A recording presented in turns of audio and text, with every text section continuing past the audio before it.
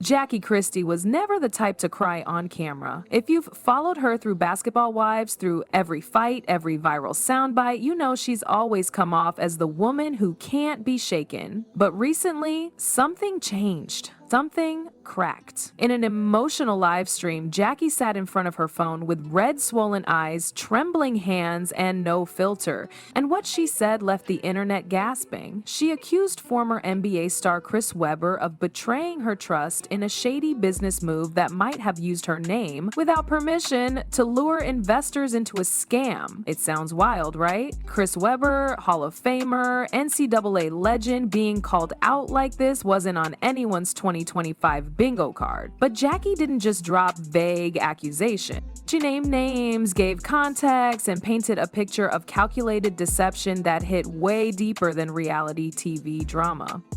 Here's the thing, Jackie wasn't just venting. She was laying out what looked like the beginning of a financial scandal, one where she was allegedly used as a pawn. And if even half of what she's saying turns out to be true, it could seriously blow back on Webber and the companies tied to him. But to understand how it got this far, you've got to rewind a bit. Back in 2021, Chris Webber made headlines when he launched a cannabis venture called Players Only Holdings. It was marketed as a bold step towards social equity, giving minorities a way into the cannabis industry. The idea looked good on paper. Chris brought celebrity clout, business partners brought funding, and everyone played their role. But according to Jackie, behind the scenes, something else was happening, something she wasn't even aware of. She claims her name was being slapped on partnership decks and investor materials without her consent.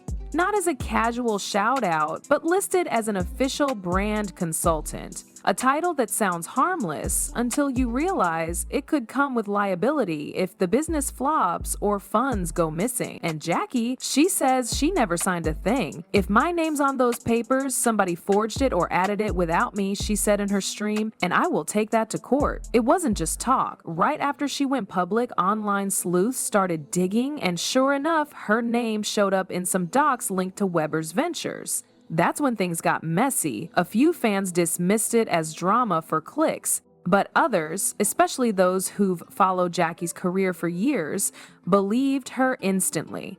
Not just because she sounded convincing, but because the emotion felt real. She wasn't putting on a show. She looked gutted. And what really drove the knife in deeper? Jackie said Caress never even called, never texted, never tried to clear things up. Instead, within days, she claims she got a cease and desist from a legal firm tied to his business circle, warning her to stop making false and defamatory statements. Imagine that. You find out your name's been used in a deal you didn't approve, and instead of getting a call to explain, you get hit with legal threats. But Jackie didn't fold. She went live again, doubling down and dropping hints that she had proof, screenshots, voicemails, even messages from other people involved backing up her story. If they want war, she told her audience, they picked the right one. So here we are. Jackie Christie, the woman who never backed down from a reunion brawl, now taking on something way bigger than a castmate feud. This isn't just TV beef, this is legal, financial, and personal, and it's just getting started. Doug Christie wasn't surprised when it all came crashing down. According to people close to the couple, he had warned Jackie about Chris Webber years ago. Not in a dramatic way, but with quiet, firm concern. Not everyone from the league is who they seem, he'd told her. Doug had played with Chris during their Sacramento Kings days. On the surface, they were teammates, but behind closed doors, there was tension, clashing egos, different values, unspoken resentment. It was never a solid friendship, even back then. Jackie, though, had always believed in giving people the benefit of the doubt. She was known for trying to build bridges, not burn them. She saw the potential for collaboration, not confrontation. So when Chris circled back years later with what sounded like a positive mission, boosting minority voices in cannabis, Jackie didn't hesitate to show support. Not because she was involved in the business, but because she thought she was lifting up a cause that mattered. She posted about it, she mentioned it on podcasts, she even took a few selfies at an event Chris's team put together, never realizing that every casual interaction was being treated like a business endorsement. That's what stung the most. She wasn't playing a game. She thought she was being helpful, but Chris, according to leaked texts and messages now surfacing, he may have seen her as something else entirely, a shortcut to legitimacy. One of the most damning messages came from a phone contact linked to Chris's team. It read, "Jackie's name sells. If she says she's involved, people will write checks. Just get her to post once."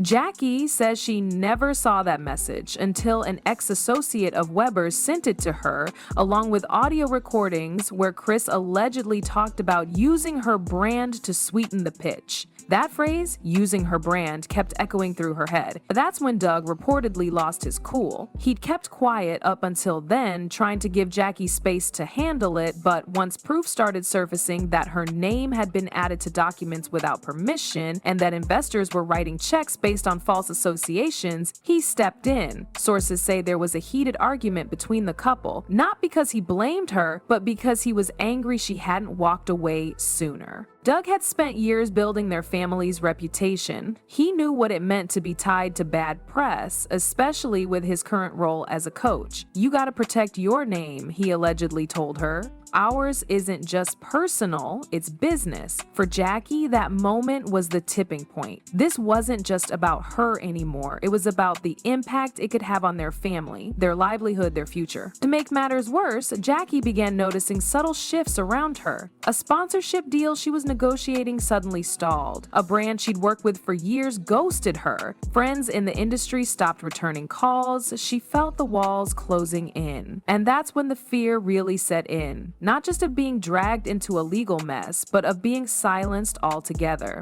But instead of disappearing, Jackie leaned in. She told her followers she was assembling a legal team. She hinted that her lawyers were looking into civil action, not just against Chris Weber, but against anyone who had misused her likeness or forged her name on business documents. The stakes were rising fast, and Jackie wasn't bluffing. She was ready to take it to court, with receipts in hand and a fire in her voice. The voicemail changed everything. Jackie hadn't heard from the man in years, and then suddenly, out of nowhere, a former associate of Chris Weber reached out with something she wasn't expecting, a short, clipped recording. In it, a voice that sounded unmistakably like Chris's could be heard saying, "Just say Jackie's part of it. She doesn't need to be in the room. Her name alone makes it look clean." That was the moment it all clicked. This wasn't a misunderstanding, it was a setup. She played it over and over, sitting in silence as her stomach twisted. There it was, proof that her image, her reputation, was being used as leverage in deals she knew nothing about. Jackie always knew the entertainment industry was shady, but hearing her name casually tossed around like a sales tactic hit her differently. It wasn't just business, it was personal. She gave that voicemail to her lawyers the next day. Behind the scenes, Jackie's team began assembling everything: screenshots from conversations, mentions of her name in investor decks, emails